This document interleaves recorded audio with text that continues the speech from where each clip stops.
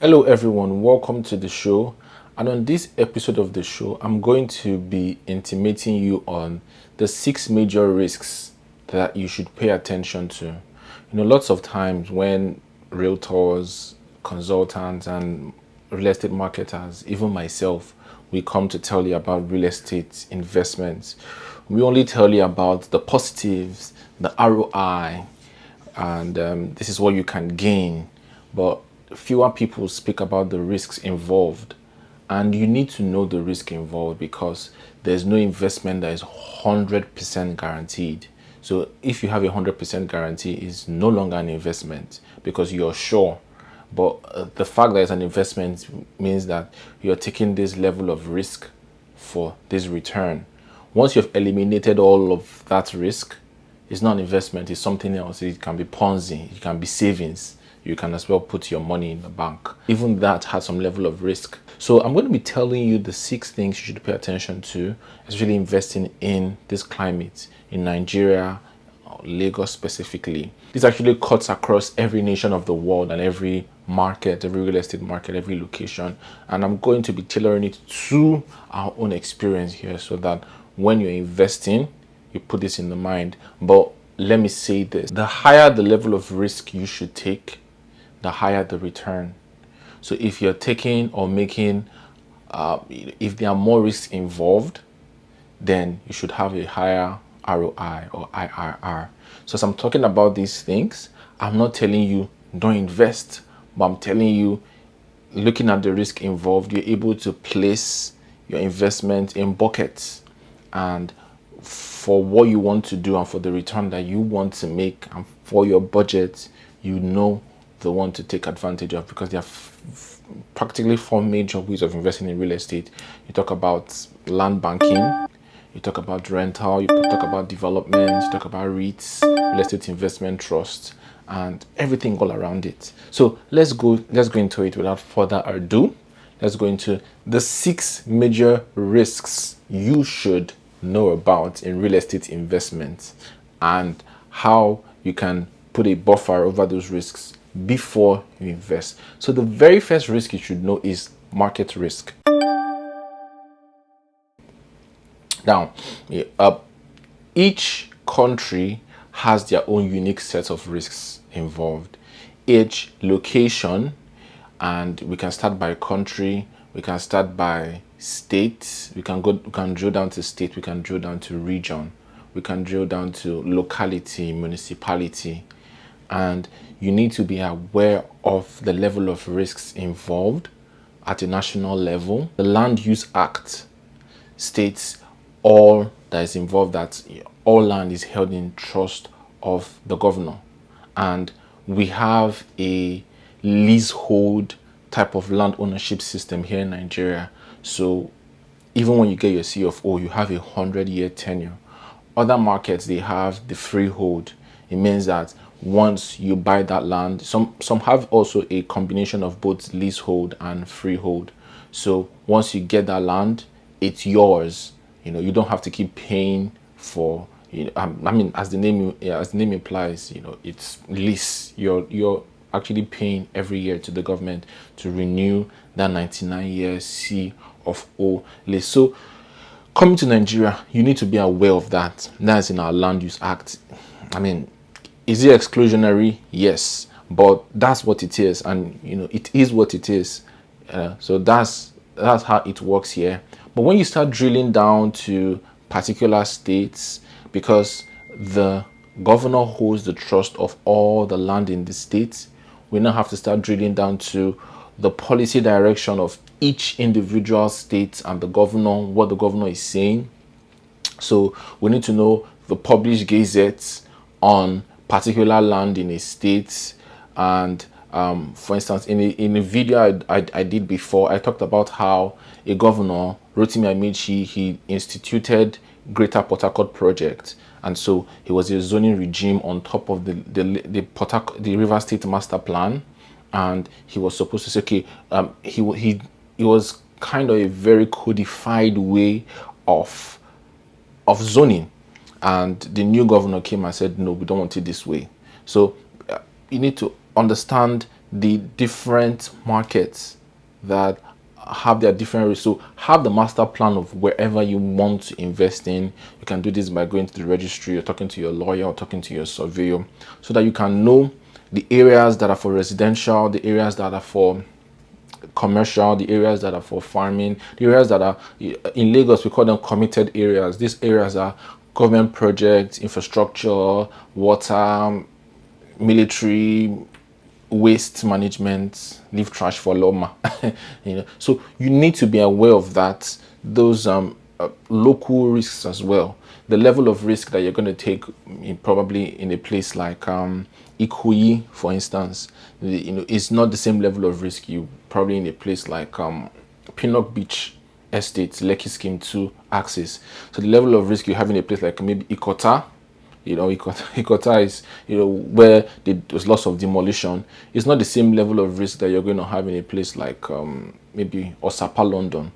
Although they may be similar, because, lots of people have built along canals, even in Pinnock Beach, like Osapa side. So it's like probably a matter of time. So you can see, okay, there is also a relationship between the risks in these different areas. The level of risk in Ibeju-Lekki that has a global acquisition is not the same level of risk in Ekpe that is freehold at this point in time. So be aware of that level of risk. What's the market risk? Okay, what's the risk in, I saw this from a channel, a developer saying even in a particular place like maybe Orchid, or if you call it Orchid, Orchid Road, building a 4-bedroom semi-detached is not going to give you the same return if you build maybe a 2-bedroom apartment or a terrace, a 3-bedroom terrace, because people that want to stay there are upwardly mobile, people that want to stay starting life. So be aware of the market risk,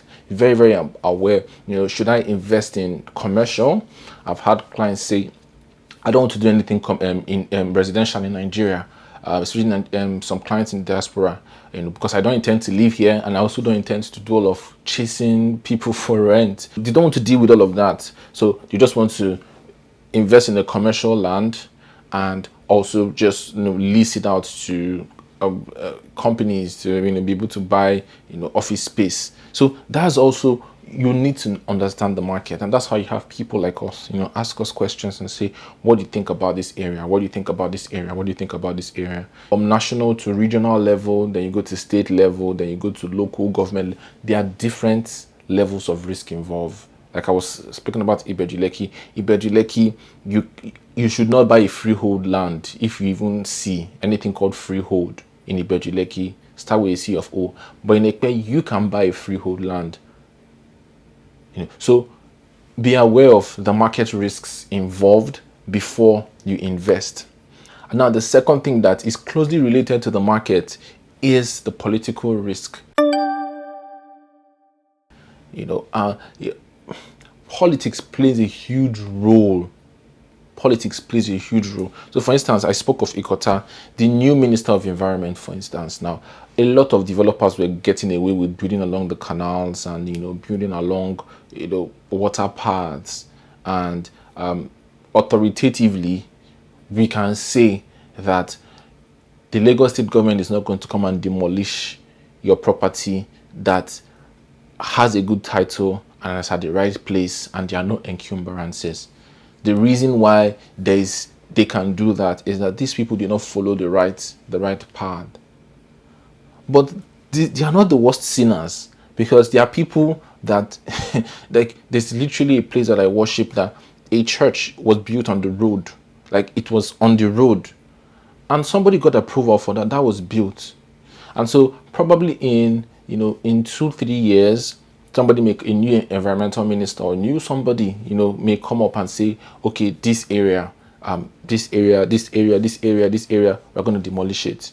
And so you need to be aware of the political risk involved. Who is the person that is in government? For instance, when the new government came into power, it didn't take very long for lots of for dollar to shoot up from about 500 to right now about 1,001. So a lot of people would have anticipated and taking their money away. A lot of people would have also anticipated that and waited for that political climate to shift, so they also have more money to invest, because now their dollar, especially international investors, their dollar amount is worth more in naira terms. So you need to be looking at the political climate. How does it affect my investment long term and short term? And also looking at things like the judicial system. How strong is the judicial system? If I decided to sue, how can I get off that?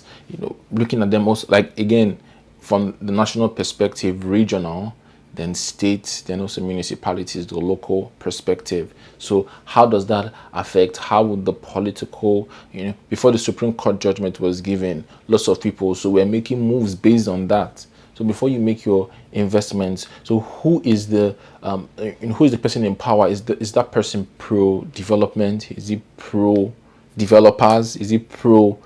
So these are the things you need to look at and say, okay, how does this time with my investment and this proposed investment in the long, short, and medium term? Then we need to talk about expertise.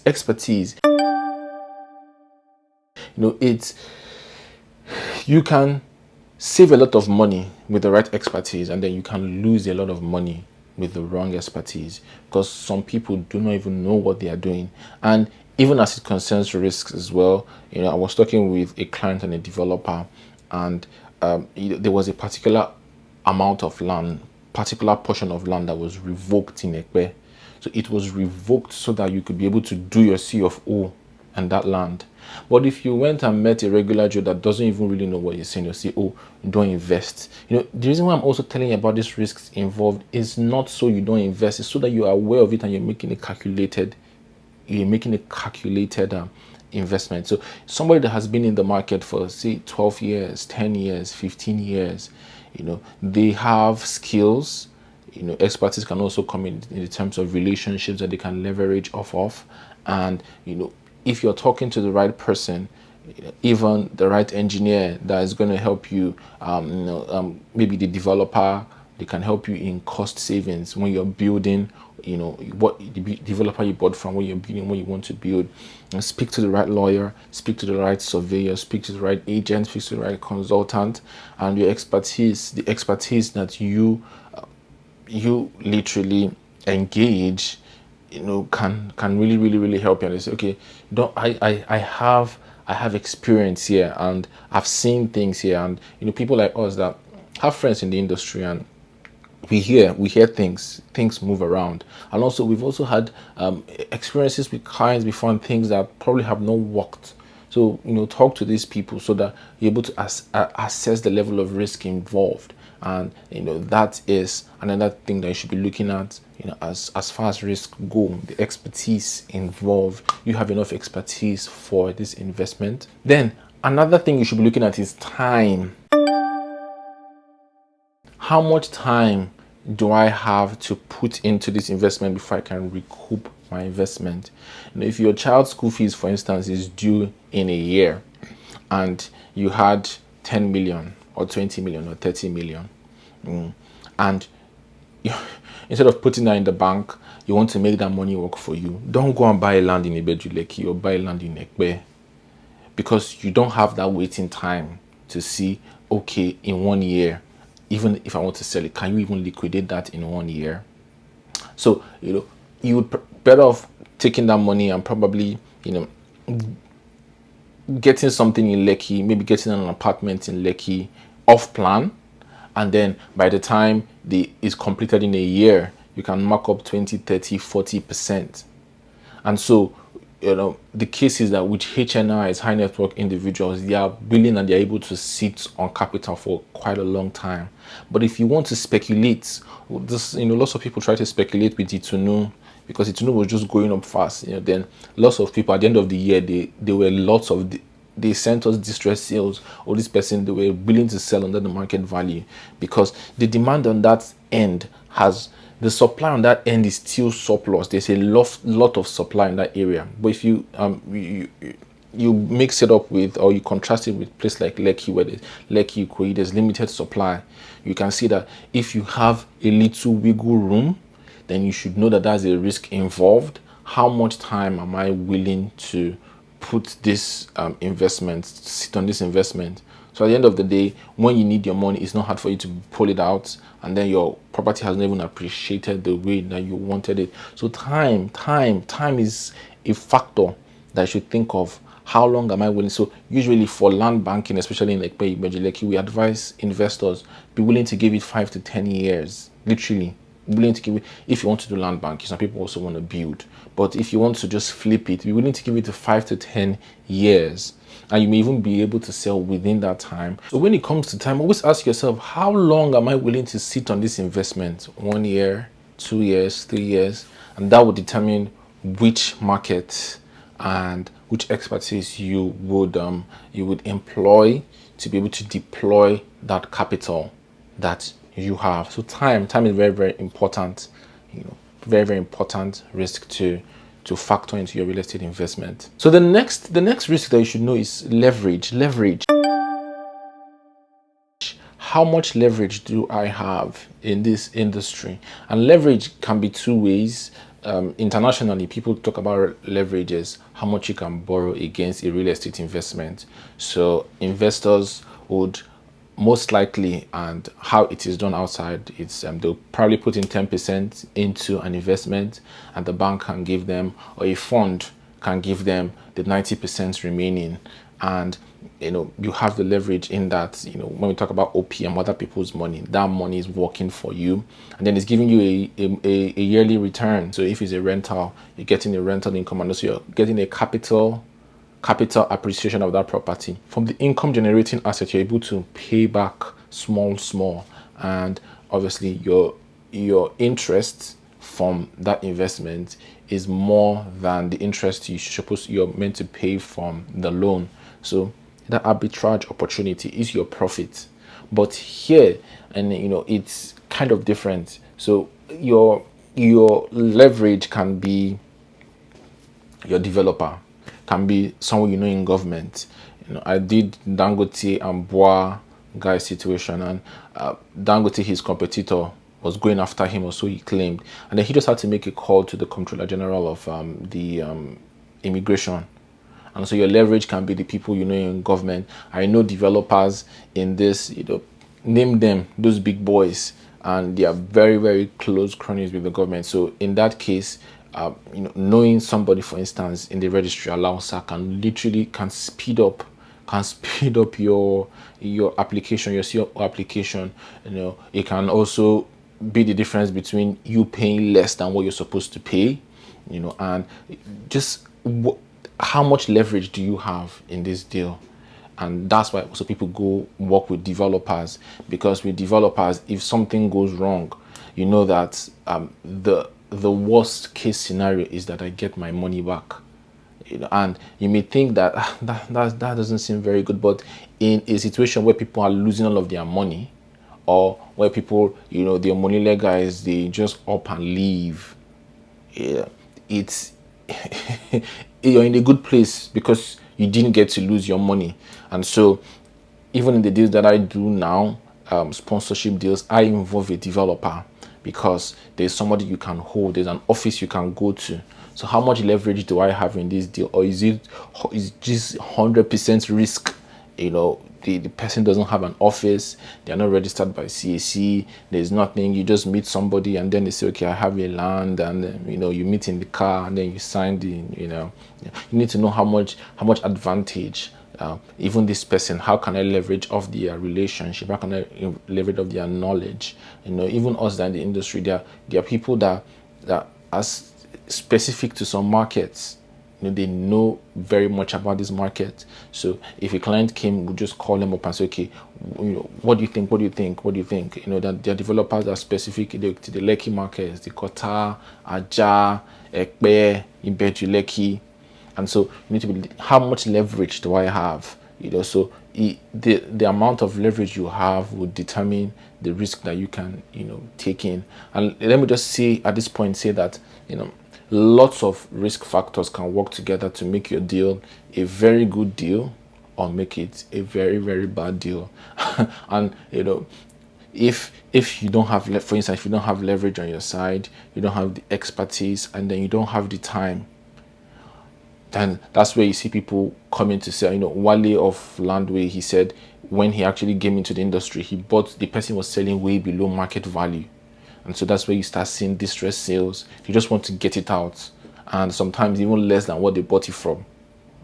So you need to be able to manage all this. And there's how to calculate it by the sensitivity table. You can actually weight these things and try and make your calculations to be able to know, okay, this is the return. Like I said again, the level of risk you should be taking should be reflected in your level of return. So if your risk is very, very low, your return will not be as much, with also more initial deposit, more money you need to put in. So the lesser the level of risk, the higher the barrier of entry. But the higher the level of risk, the lesser the barrier of entry. That's why you simply with just 1 million you can get started. Now that's a lesser barrier of entry, but the risk is more. But if you say, okay, C of O land, you're starting from 30 million, 25 million, it's more, but your risk is reduced. And then your return, you're not going to make 100% next year from a C of O land. I'm sorry. But with a 1 million land, for instance, in where you can make 100% the next year, actually. So these things can work together. These things they can combine together to give you a really good result, or they combine together to give you like very, very, very, very, very tragic and catastrophic results. So the next thing I'm also going to talk about, and the last risk, is planning. A lot of people don't know that planning. Lagos State has several bodies: New Towns Development, Lagos State Planning, Registry, all of these things. And before you build, you should get approval, and all of these things cost money. And so you need to know what do I need to do to get approval? How long would this take me? We went for a recently, some 2-3 months ago, and Lagos State government said that we're going to be reducing the approval to 10 days, so you could actually get approval in 10 days. And so for the market you're investing in, how easy is it to get approval, building approval? How easy is it and fast is it for you to get your documentation? Usually C of O will take probably a year, and if you know what you're doing and you're paying as at when due, how easy is it for you to get everything that your registered survey? How much will it cost? And so this is part of the risk you should factor in, especially if you're not going, okay, let me get a freehold. And so all of these things can work together. You start with the market, you start with your expertise, you talk about time, what about the political climate, then you talk about your leverage, and then planning.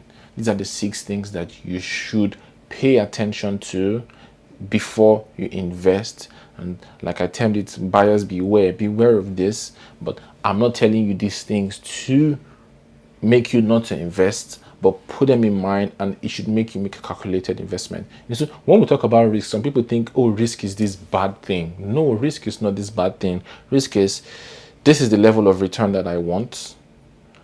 How far away from this that I expect, from this result that I expect, can this investment possibly go?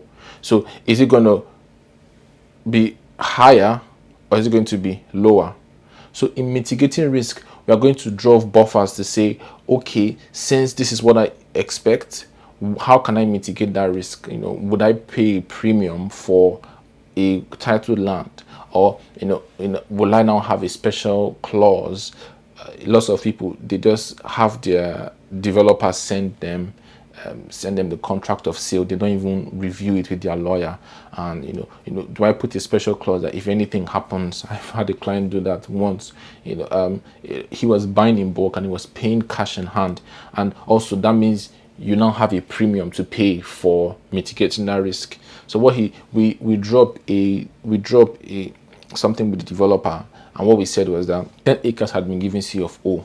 So where he was buying was currently not on the C of O portion of the land, but the developer told us that because of the governor and election, he was yet to sign it. So we said in 1 month, if this is not given, there will be a full refund of the money if the C of O is not gotten.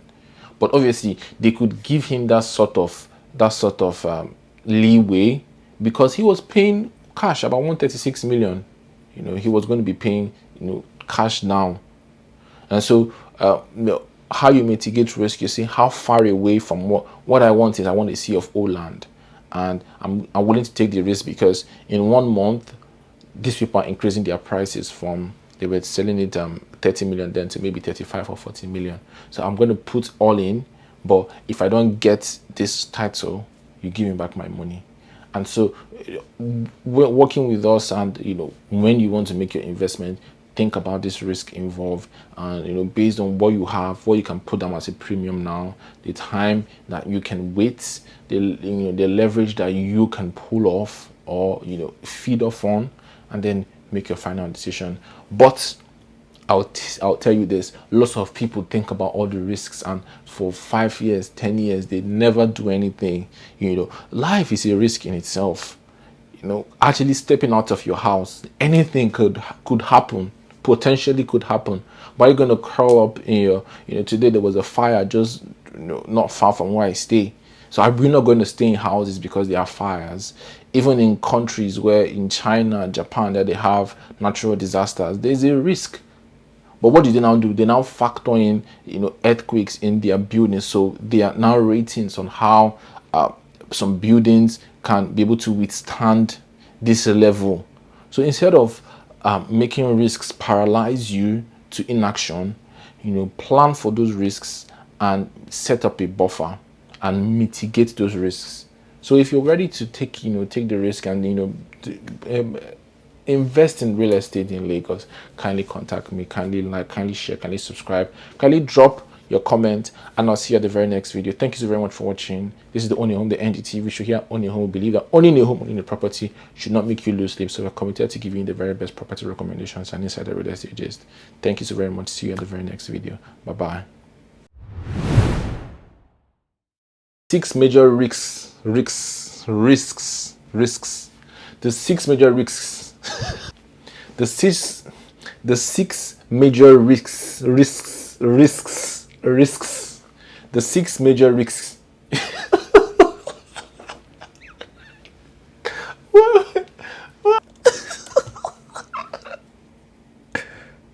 Risk. Risks.